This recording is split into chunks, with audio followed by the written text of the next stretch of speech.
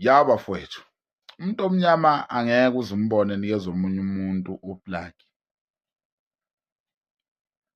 Simple. Yabo mawuthi une-page ku-Facebook, linama-followers more than 10,000 and awusebenzi, uyastrugglisha kwezey'mali akuhlangani.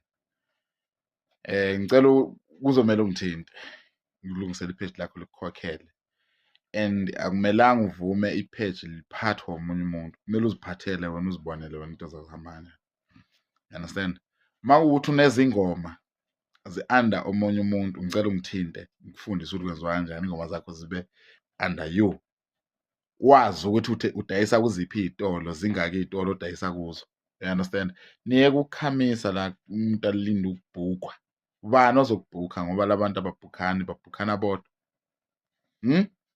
Asikho isidingo sokuthi umculi manje akhale ngemali ethi yena mina anginamali ngihlokukhokhwa irent, umculi aze ayohlala emkhukhwini ngenxa yokuthi imali awunayo. No, amanyala lawo. Ngithinte ngikutshela ukuthi wenze njani uze uthole imali. Lahlile imali. Kunabantu abama-millionaires.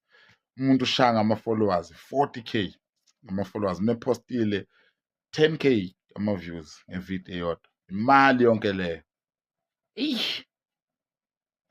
Ngifuna ningithinte mina ngintshela ukuthi nenze njani. Nidle imali, niyeke ukukhamisa.